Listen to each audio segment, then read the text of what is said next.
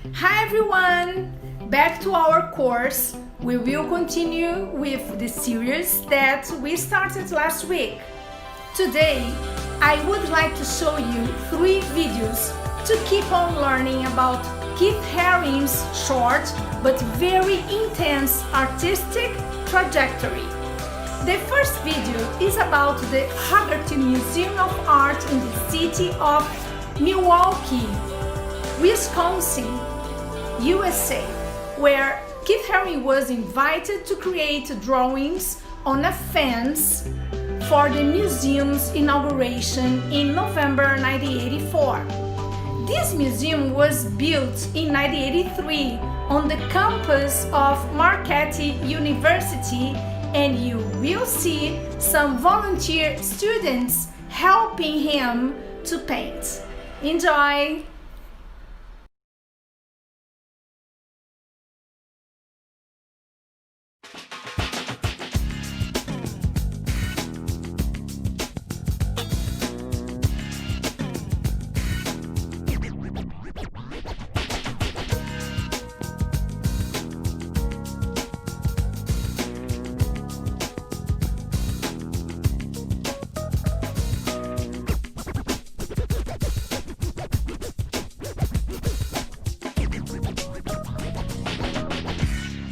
Okay, my name's Keith Haring.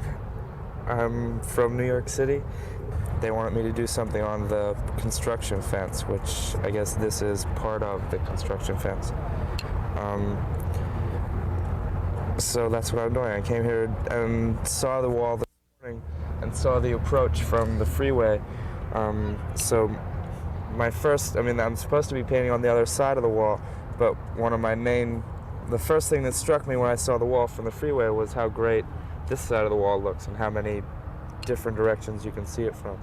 So I wanted to paint something simple on this side quickly so that, and then paint the other side tomorrow and Saturday. Because the other side will have a more detailed sort of, more like a mural or more pictures in it.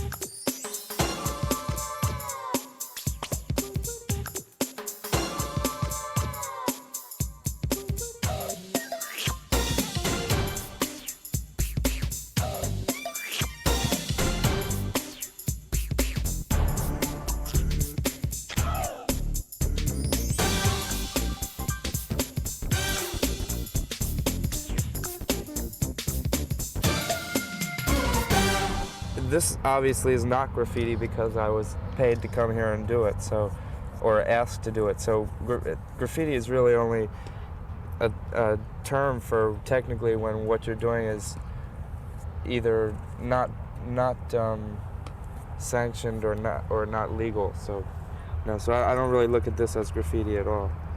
Yeah, well, graffiti has now, it's from the last few years, been a term used to describe a style as much as it is the act. So it's sort of hard to really draw the line between what is and isn't graffiti, because some people are talking about it as a graffiti style, and some people are talking about the act of doing it as graffiti.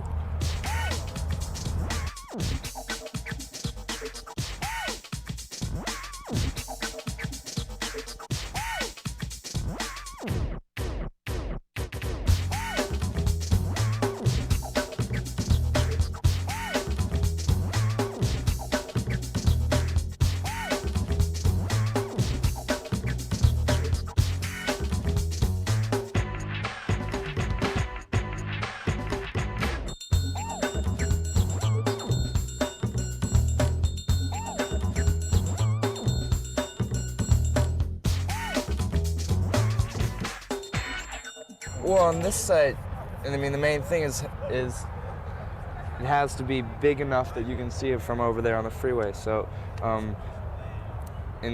so I would do something that would fit in the size of this panel and take it up maximum size and maximum readability from far away. So the immediate obvious thing for me to do was to do a row of babies and a row of dogs, because that's, number one, it's sort of a signature, but it also is sort of the most you can get out of the least images, because human and animal, and can bring to mind lots of different things, or if people want to talk about meanings, lots of different meanings about why I would be drawing babies and animals. I don't like to explain as much that, because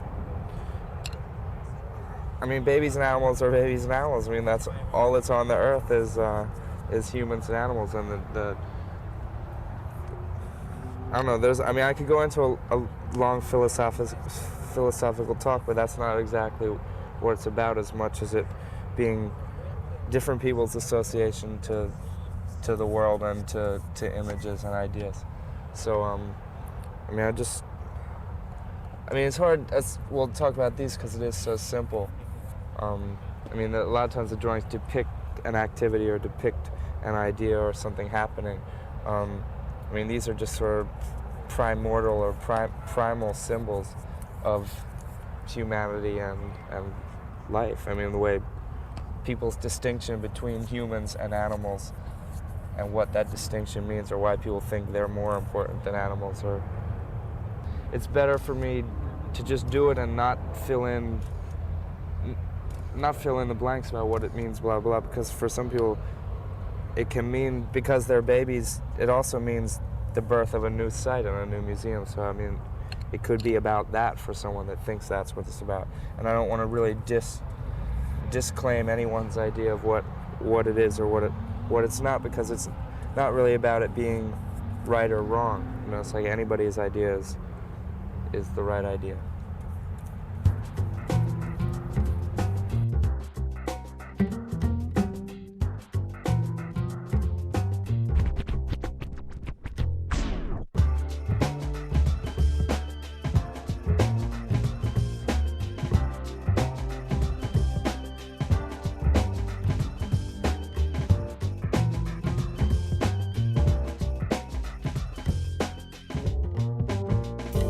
I don't know. I guess he called me, so I guess he knew about me from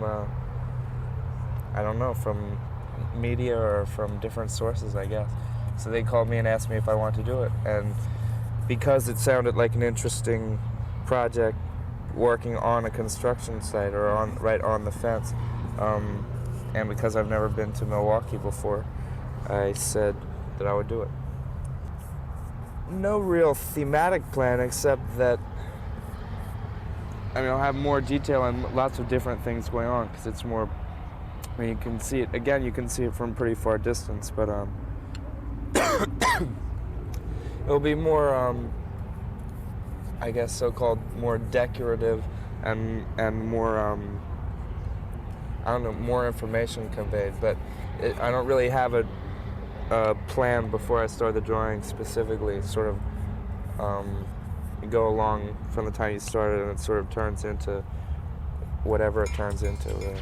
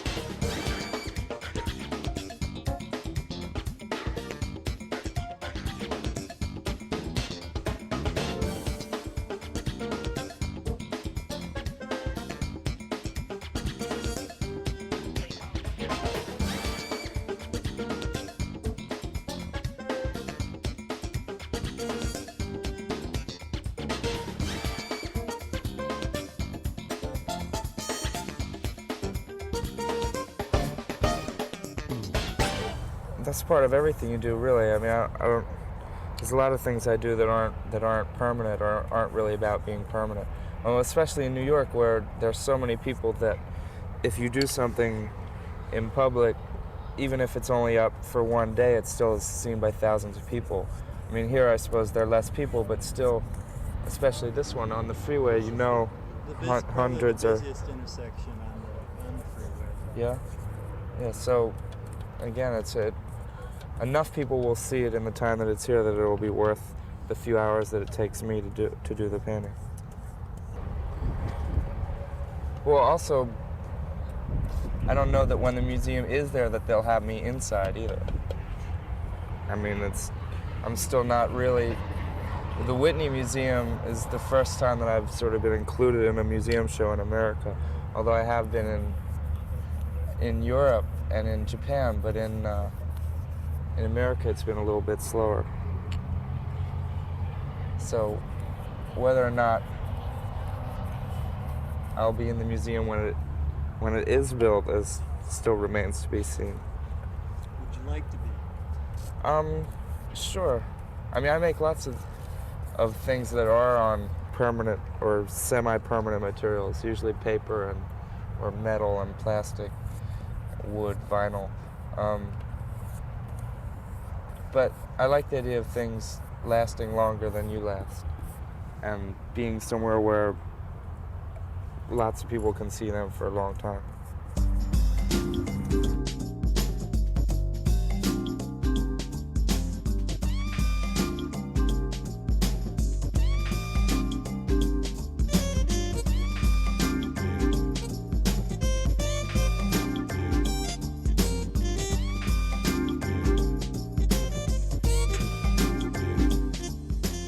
The second video is very short and shows a large mural that Keith Haring made in Minneapolis at the Walker Art Center.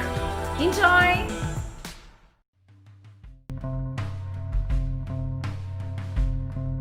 Here Keith Haring poses with the poster he created for ArtFest, a 2-week celebration inaugurating the Walker's new education spaces.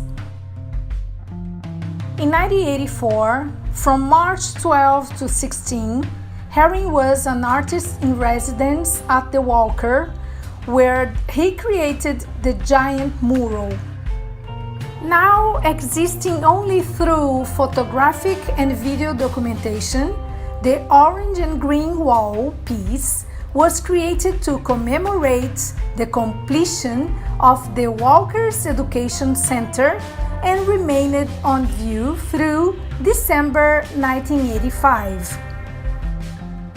Susan Rotley, the manager of the Walker's school programs, recalls Haring as energetic, creative, and open. Not to mention quick. He completed the mural in one day. She said, "I remember how incredibly fast he could draw and paint. I don't remember any preliminary sketches or plans. He just started drawing."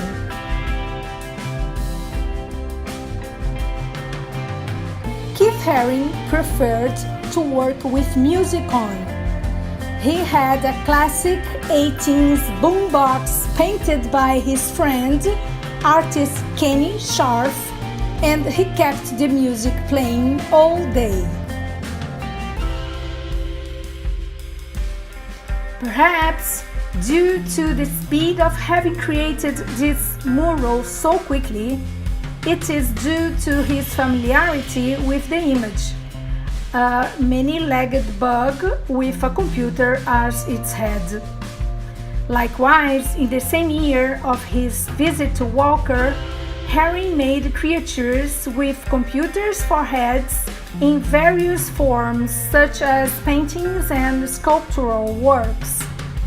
It can be argued that the artist's fascination in 1984 for all-in-one computers had to do with the January introduction of the first Apple Macintosh.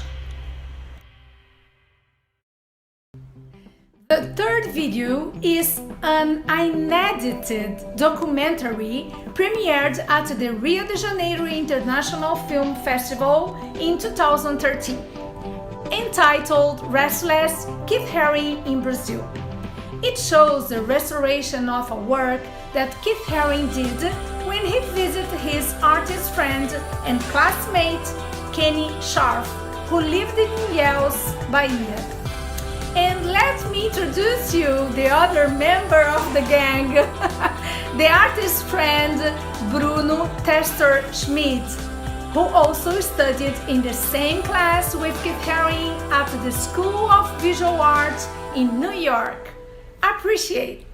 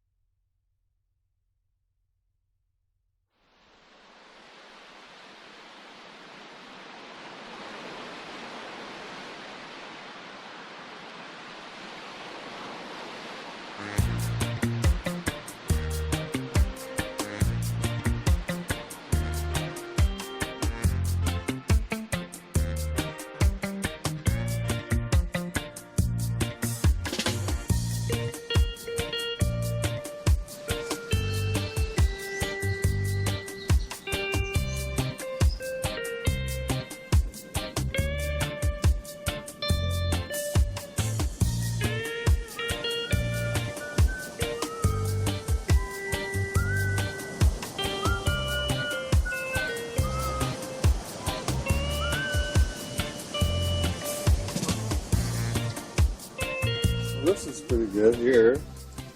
That would be where the dolphin is, right? Yeah. Is that the tail? So, I can't believe that there's even this much left after all these years. 25 years, huh?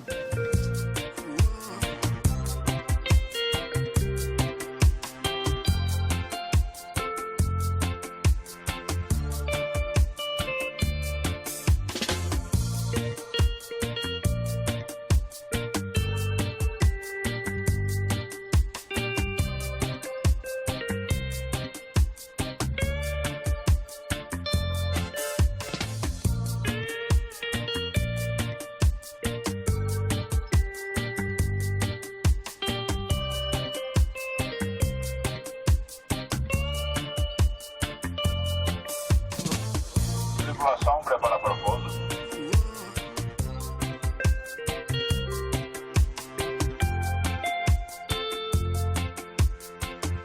Senhoras e senhores, sejam bem-vindos a Ilhéus.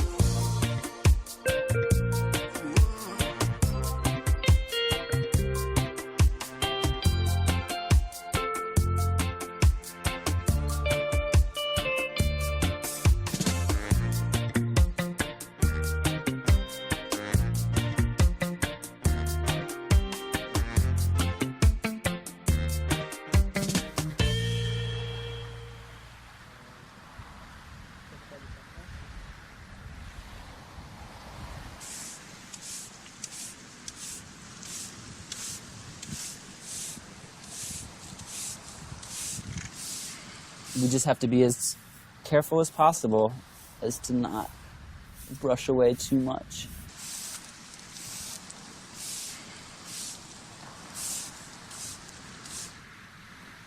I definitely see a brush stroke here. Looks like right here we have the arms.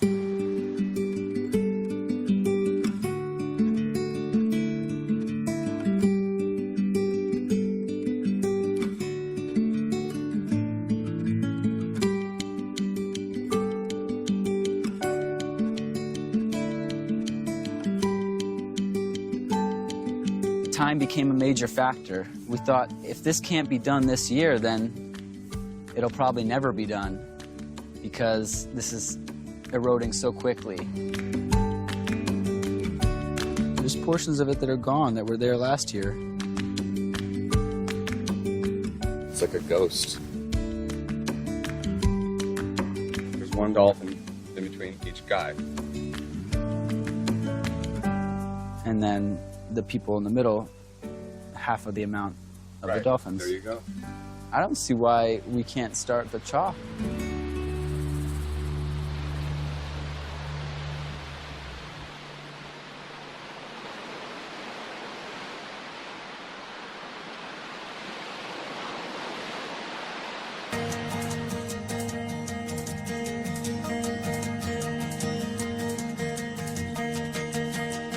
I was at School of Visual Arts in New York in 1978, and Keith was in my class. I met Kenny in Club 57, which is this club on St. Mark's Place, and we all became very good friends. We became like a family. I was in Brazil, and I was coming back right before Carnival. So Kenny called me and says, "Oh, could stay, and I come for Carnival to stay with you." I said, "Okay, come, let's go to Bahia." We got to the airport and we saw this really cute girl. Me and Kenny sit down, and there was another seat left, and she came in the plane. And we're like, "Oh, hi, and come sit with us." And I was sitting in the window, Kenny was sitting next, so Kenny got the girl. And we started talking, and then she was going to Carnival for Salvador. The next thing I knew, we were going somewhere together. I left Bruno. 14 days later, I went to meet him in New York. Kenny was living in New York. He had no family, but he had like 100 friends that was his family. I met Keith right away.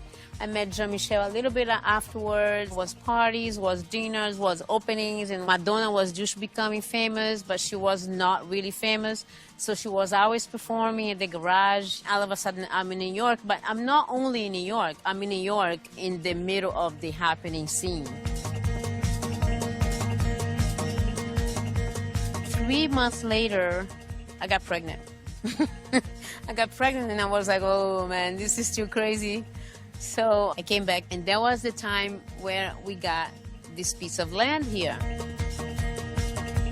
Zena was born in 1984, and that's where the whole gang went down there, completely invade the house. It was a tiny little fisherman's house and not a little cabana they had. All my friends came down from New York to see the baby. And so we went there, and this was the first time that Keith came to Brazil. He came here a lot when I was really, really young, so I have my memories of being here with him are kind of more like flashes, sort of kind of thing. I'm trying to think my very earliest memory of him. I think it might have been here, actually. I think it might have been here. Always drawing, painting, and just something creative, something fun. I felt like it was a huge creative family that raised me. I'm really thankful for that.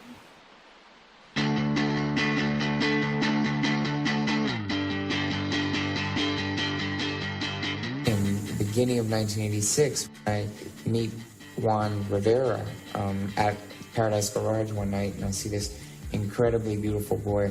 2 weeks, I invite him to come with me to Brazil, where I'm going for a month, which at this point had already done twice before, and this is going to be my third trip to spend in Brazil with Kenny for about usually a month at a time.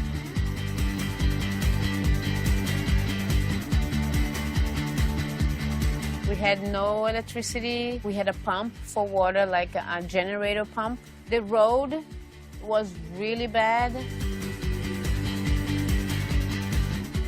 We all painted, Keith painted, I painted, Kenny, everybody, did things, the music or object or whatever. And then in the evening, go to sleep with the sun, actually. That's how we lived. Life was just moving so fast. He was so huge. He was everywhere.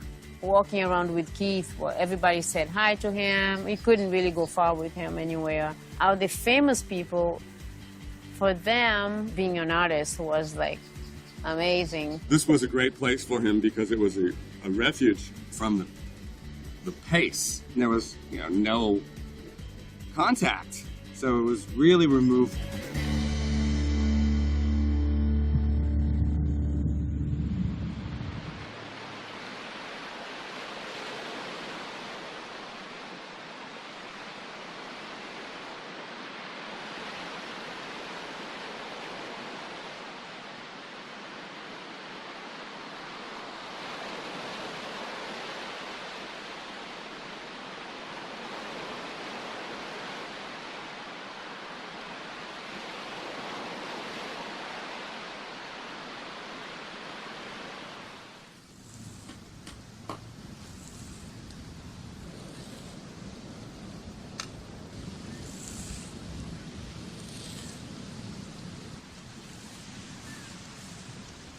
There's a whole black line around the whole edge.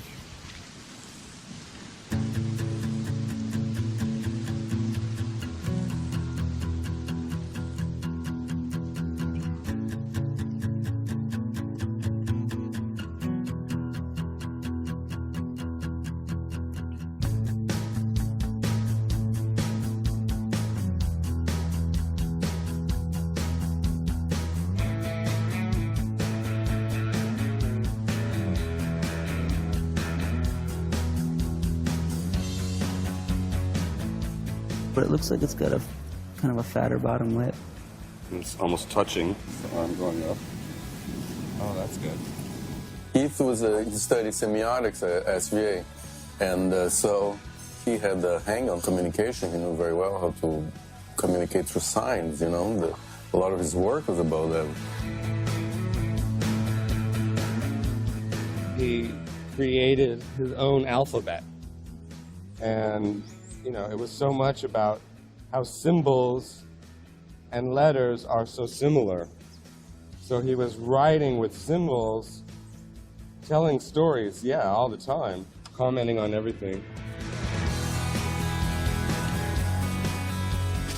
Doesn't that look like a black line right there? Oh, it's the head. Oh, good.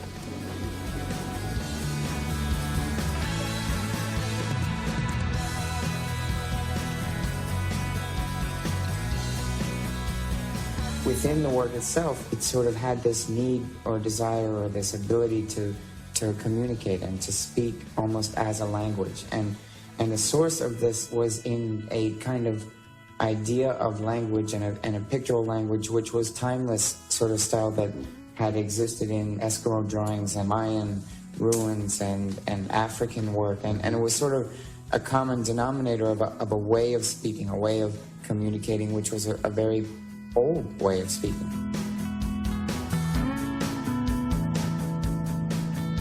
It was a meta language that he was using, and so, you know, people understand him everywhere. I mean, even the fishermen understand him perfectly well.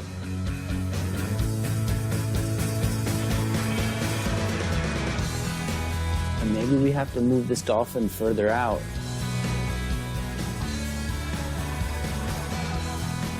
Because he could not really use the words that they use, which is Portuguese. He would just draw, and they couldn't believe it.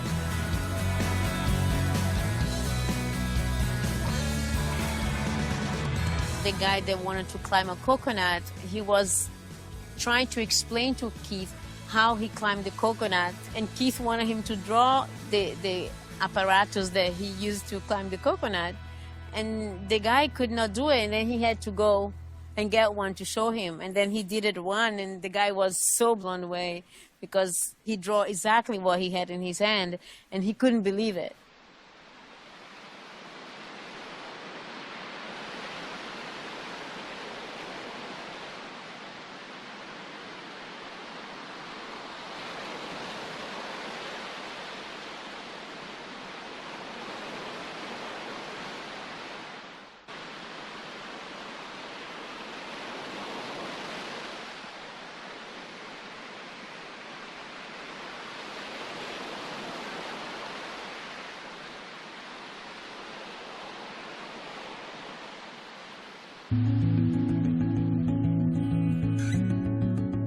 We have, it looks like sections of 4 or 5 dolphins that are there out of 8, and there's part of the 6th right there.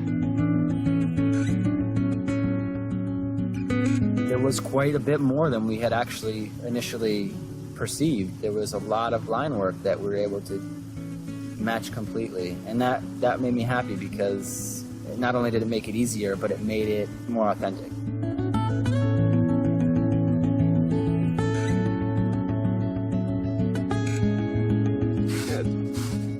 Right in there. You can see it.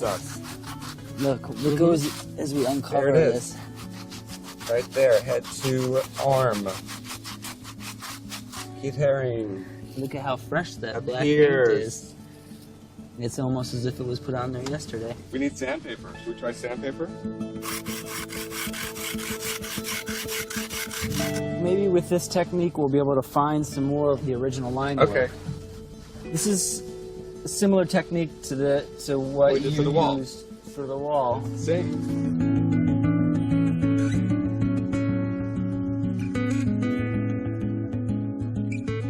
The original painting was on a pink wall.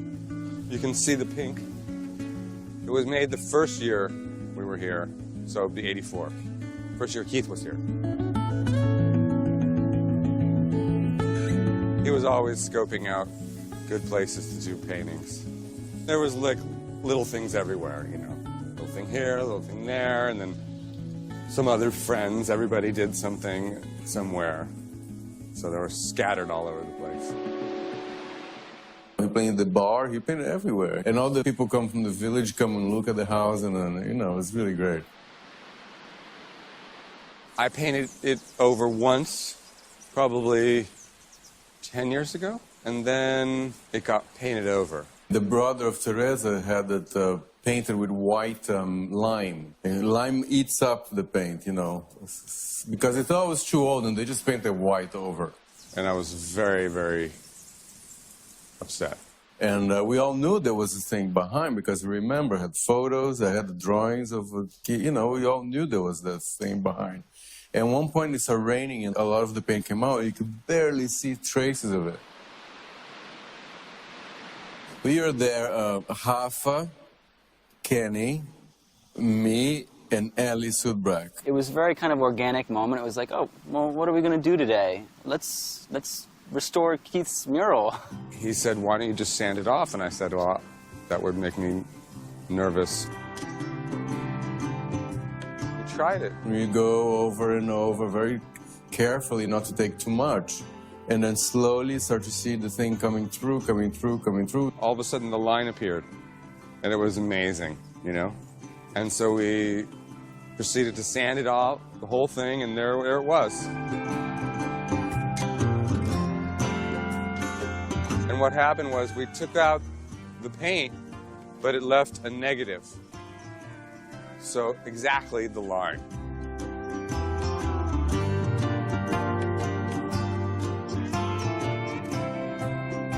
From that came this idea that, hey, if we were able to restore that, why not try and come back to the cabana here and see if we can restore this mural that was virtually 1 year ago to the day.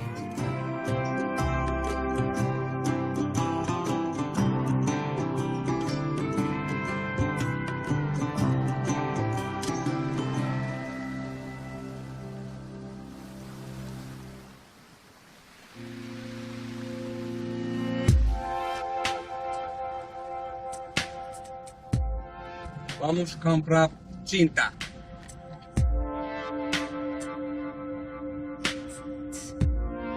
When he came down to visit and was here painting, did you notice any of his imagery starting to change from the surrounding environment, like just being in such a different place than he's normally exposed to? Well, that's when he started doing the capoeira dancing drawing and the pregnant ladies. The dolphins. Kenny insists in saying that the pregnant women was me, but he was around so many pregnant women because he loved going to Puerto Rican neighborhoods. He loved the boys, but he also loved the wives and the pregnant wives and the kids, you know? Children still have this incredible sense that gets them through the world, and sort of they can sense danger, they can sense fear. I think he just is a really young soul. Could relate to us. We would draw on the beach together a lot. He would kind of start and I would help him. My dad and him were like the two really fun adults that didn't make me feel like I was a kid, that made me feel like I was just one of them. They were the same age as I was. Children were comfortable with me and I was comfortable with them. It's partly from probably having a funny face to begin with and sort of looking like a kid and acting like a kid. They can sort of sense a honesty in the drawing. All artists observe the world around and spit out back.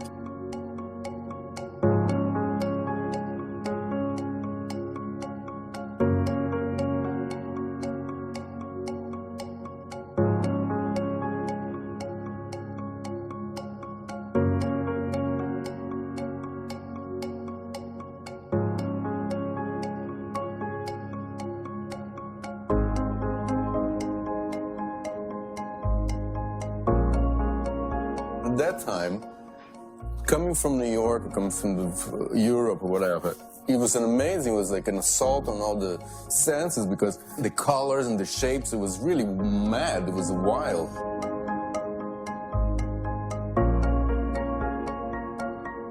It was a huge impact. You walk in the street going like, whoa, whoa, whoa, you know. In New York, you didn't have that. The world was very different.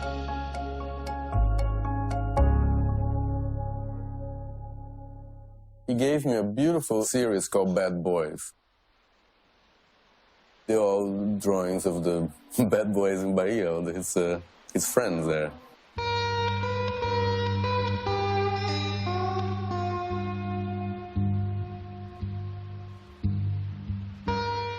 Environment like this, if it's not necessarily going to make you draw palm trees and waves, it will definitely help open you up to a different vibration, you know, that normally takes place in the city. So pure here. The light, the colors, it has to affect you.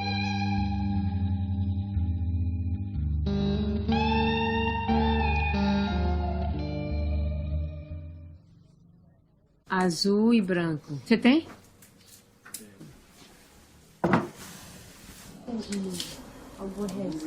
So we get that and we just mix it with white. 3 isso. 3 de azul. Real. Quanto? How many we need? 2 for each color, Yeah. because they Six. might dry out. 6.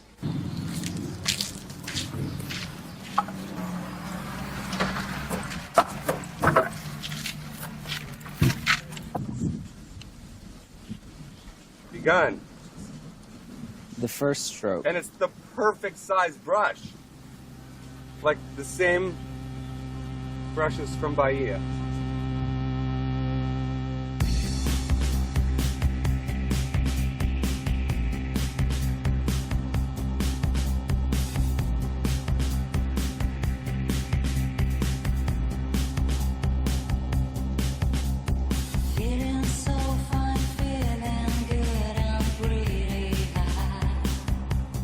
It was amazing to watch him paint. It was incredible. Actually doing it was very much a part of the work. I was in Central Park with Keith one time, and he was looking for a place to draw. And we were walking somewhere, and I said, this is really beautiful. It was like on the floor. He was doing chalk drawings on the floor.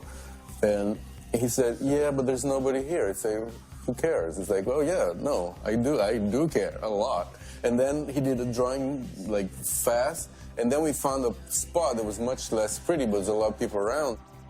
You know, it was a performance. That's very much what it was. And what you got there after was the memento of this performance rather than a piece.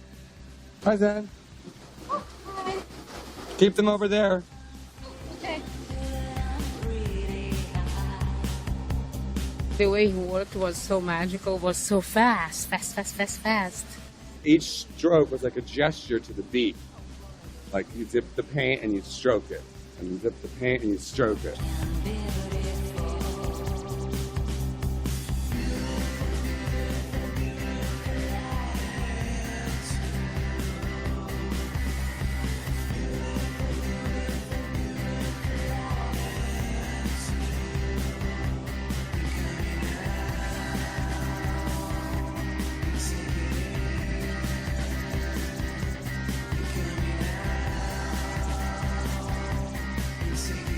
His lines translate almost like a marker on paper, except just with an increased scale.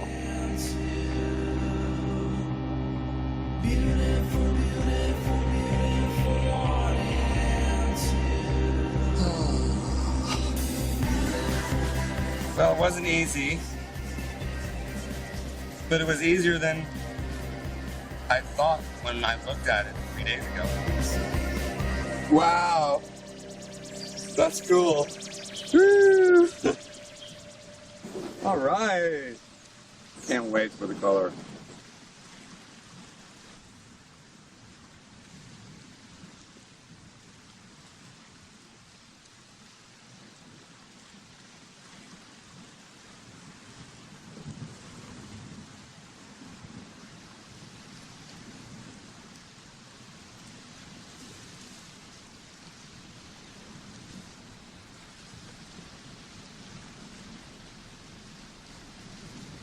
today é azul.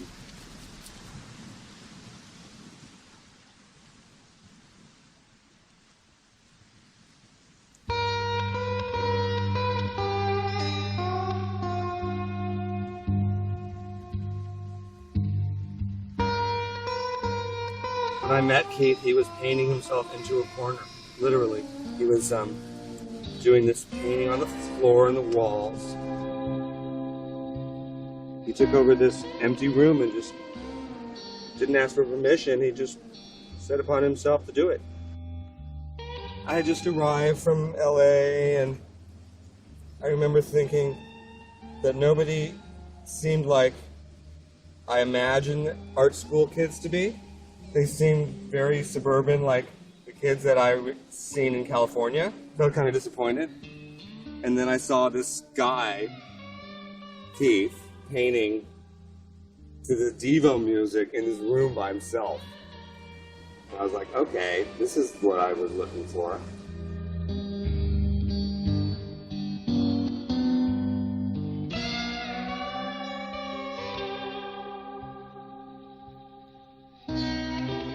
He touched so many people, whether they knew him or he knew them. That's a really special thing. He made friends with all the fishermen family. He would go up and down this beach giving t-shirts to all of them. One thing that makes me so happy is seeing people that still have the t-shirts and still have, like little pieces and remember him so well. He was just beloved by everyone. He befriended this family on the other side of the river. Then we went there one day and he painted the door and the windows. It was amazing. They were so happy. Here is very much about survival and, living life day by day, and just like they're happy that they live today and they got the fish and they survived that day. That drawing and painting is not something part of the everyday life, and he brought that to them. So many people after that, they got into the drawing, they got into painting and figures.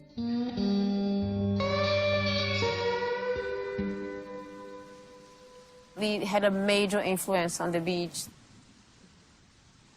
It's hard to not think of what it would have been like if he was around, even just for a few more years.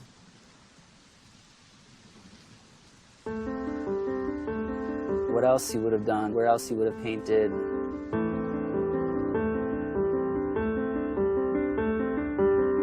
How many other lives he would have changed.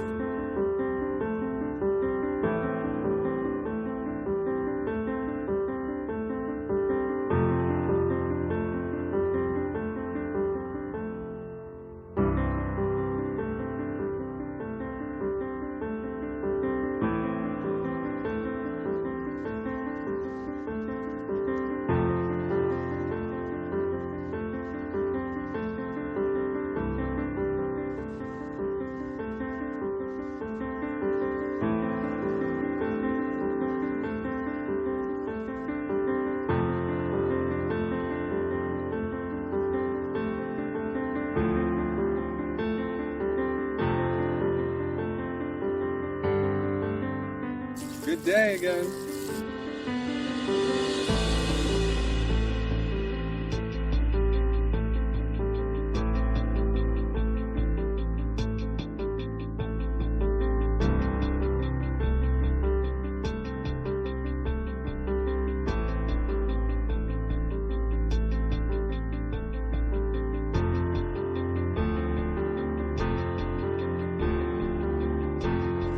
I'm mixing 2 quarts of light blue, which is going to make up the center part of the mural.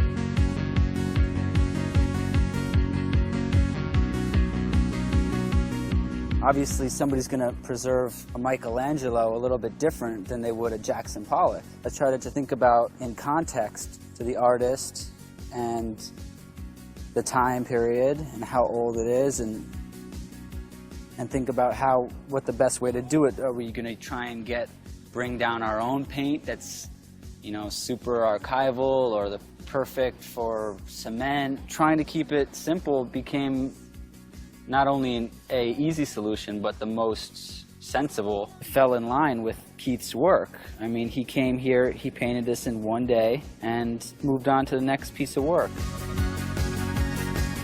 There's no rule about murals or what we're doing because we want to. When he did all those subway drawings and people took them, he was mad at the time because they weren't for personal, they were for everybody. But now we're happy because we get to see them. So there's a fine line between something that is just ephemeral and then some great painting that is expensive and is always in the best places.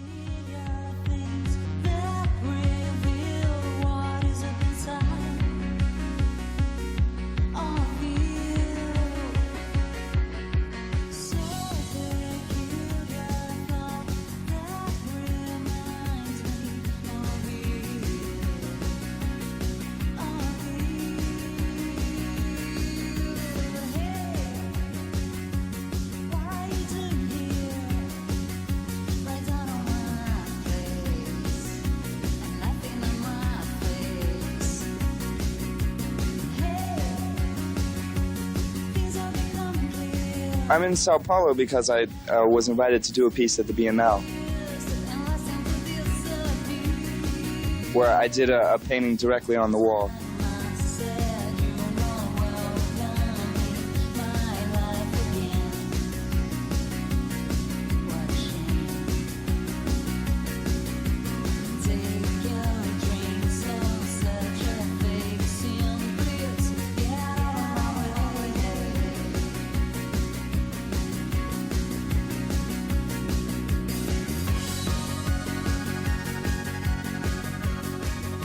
Eu, no caso, fui monitor da Bienal, né, de 83.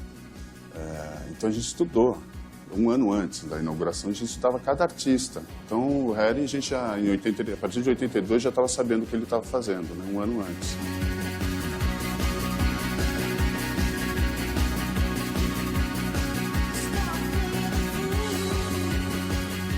Todo movimento tem que ter um carro-chefe, um cara assim, né, que é uma locomotiva do processo, o cara que abre as portas, que dá legitimidade para as ações. E o Haring, nesse sentido, ele foi uma locomotiva do processo mundial, né? O Haring foi o primeiro a ter uma loja vendendo camiseta dele.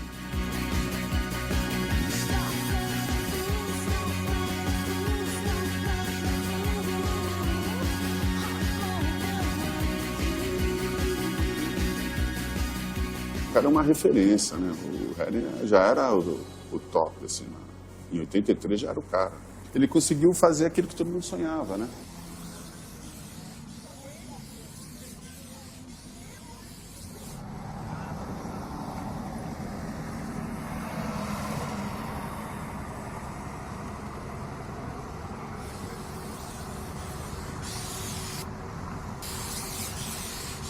No Brasil era difícil o reconhecimento de um artista de rua, ligado, vindo da rua, para as galerias.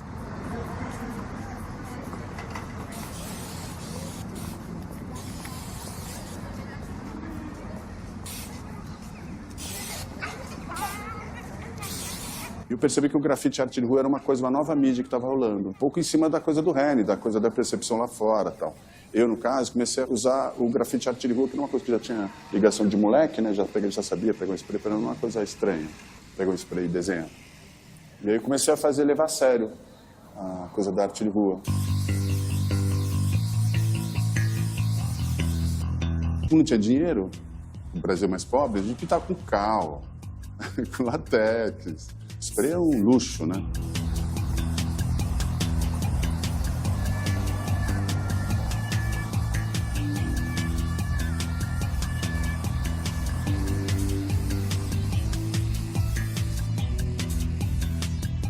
Hoje em dia tem material legal, tem loja, tem galeria de street art. 30 anos o cenário mudou muito, né? A gente está vivendo um boom do street art, da arte de rua. Então, de você ir lá tocar a campanha do sujeito da casa do cara, pedir autorização, e você passa um domingão, um sabadão com sol gostoso e pinta um painelzão.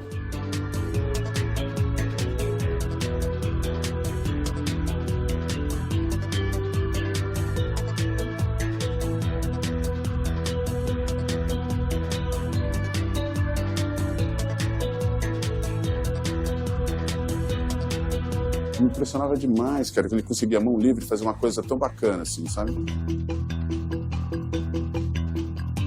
O grafite, você ocupar grandes áreas com extensão é muito difícil, não ocupa. Então a gente também percebeu muito no Haring, eu lembro de ver quando eu fiz, quando ele pegou uma parede gigante, ele só fazia uma linha assim, eu ocupava, ficava bárbaro o desenho.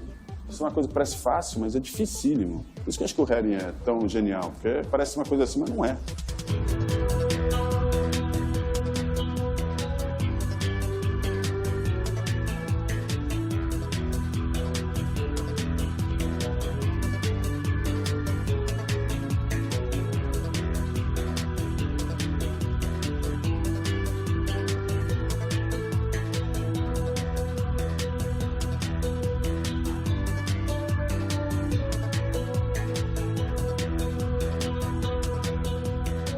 We never thought that art shouldn't belong to the elite because the elite is a great keeper of art, but it shouldn't be exclusively for them. Why are the average person that has to take a boring subway every day, why can't they benefit? Our whole kind of like punk rock, you know, breaking down this barriers of elitism in art.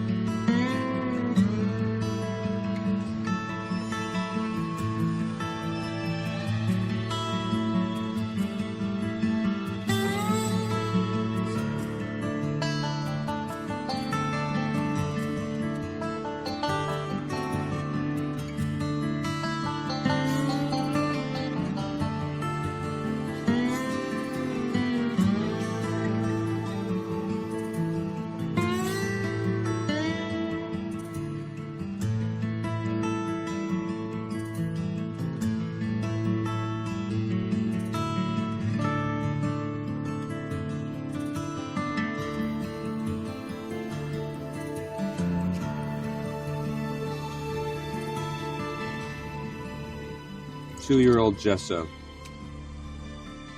all the way from New York.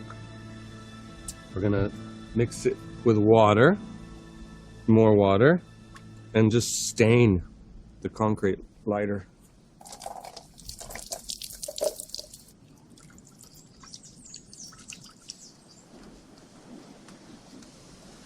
Oh yeah, what have you got?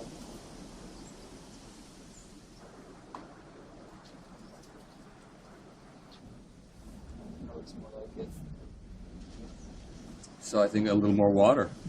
Just a little more water.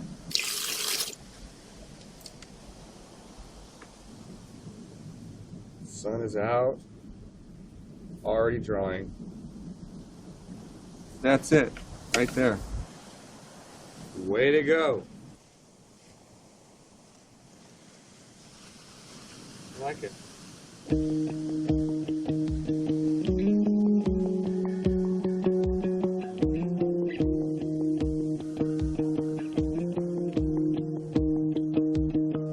During his life, he had amazing success, but at the same time, there was a kind of a looking down upon his commercial side, which people viewed as selling out, which is such bullshit.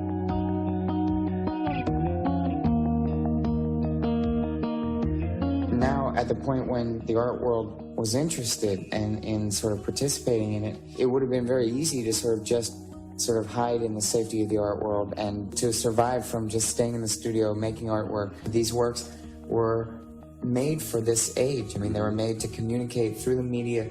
They were made that they could be shrunk down to an inch by an inch and still translate.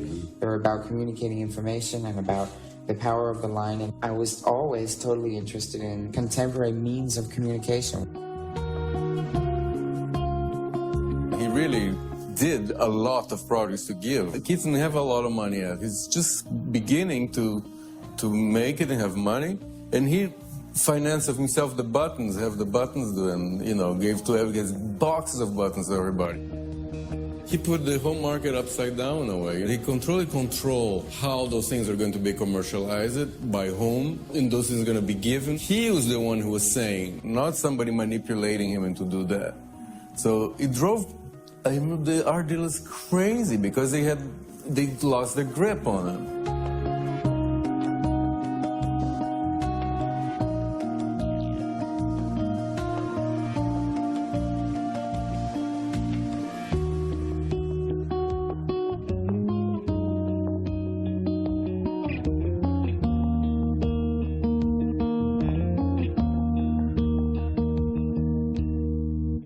In this program, we talk about money. Neste programa, a gente fala sobre dinheiro. Do you think art is money? Money is art. Você acha que arte é dinheiro? Dinheiro é arte? I think Andy Warhol said that. Oh, no! Aí ele disse que Andy Warhol já falou aquilo. E ele está tendo um acidente com a tinta, então... Ele não quer falar sobre dinheiro porque ele disse que Andy Warhol já falou sobre isso. Então ele não quer se repetir. Mas eu acho que ele acredita assim que arte seja dinheiro e dinheiro seja arte. Quem não, hoje em dia? Now you look at all these artists. Take Murakami, for instance. They had the store in the museum. And everybody thought that was so cool. Why wasn't it cool to have the pop shop, you know? For the art world. It's that fine line that I thought that Andy had erased in the 60s.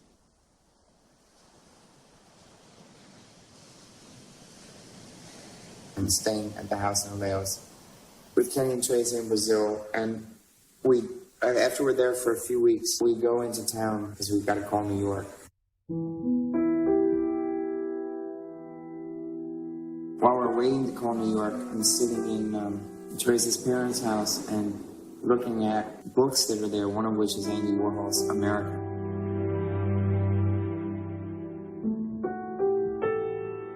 We call New York, and the first thing Tony tells me is that Andy has died a week earlier.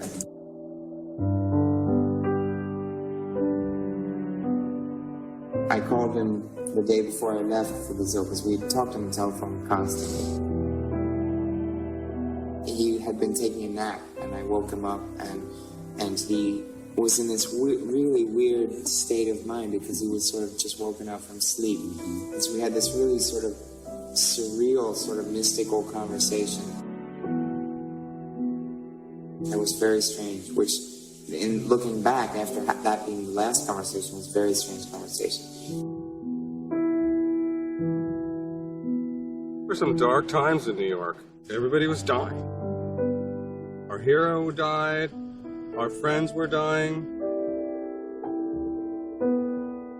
You see someone in the street and they'd have that look, and then they'd be dead. So many social events revolved around funerals and memorial services. When we were barely 30 years old, I felt very alone. I didn't have my group anymore. And it didn't feel like it was worth going out. It really didn't.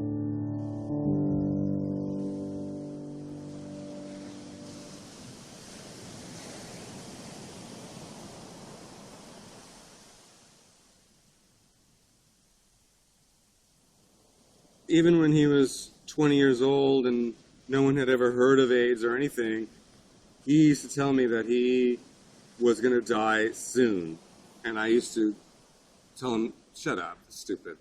But it's all, he did have this feeling that, you know, he was always on this very intense drive to, like, he did more than anybody in the smallest amount of time, very concentrated and focused. He knew he didn't have, you know, that much time. He just knew it. He didn't know why.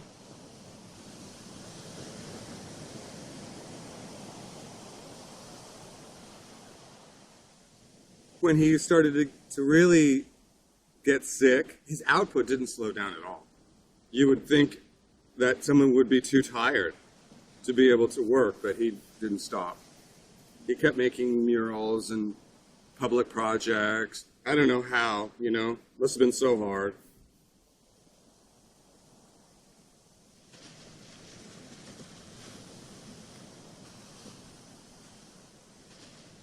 He was very brave.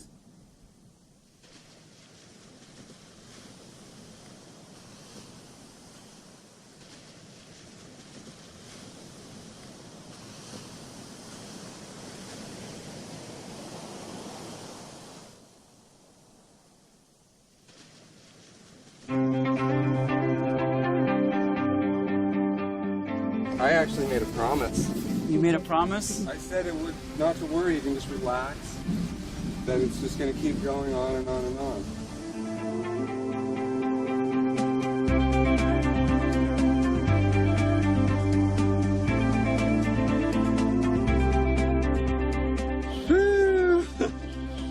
All right. Okay. Get away.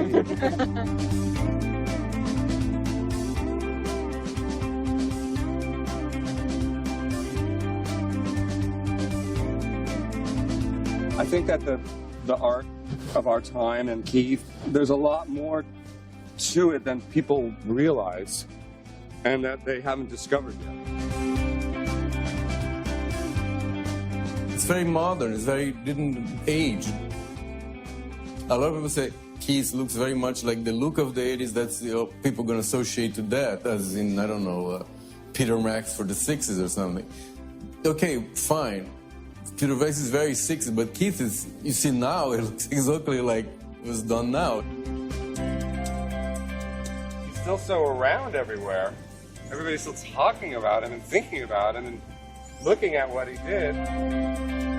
The kids totally react the same way they reacted 2 generations back.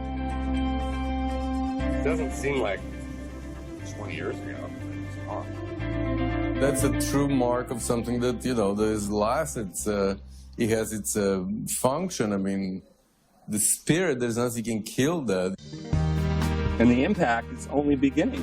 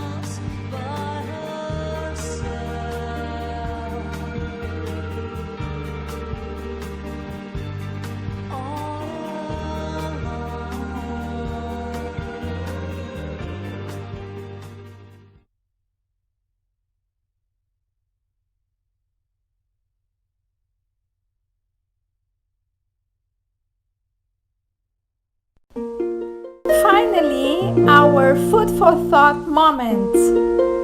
Let's think about this quote.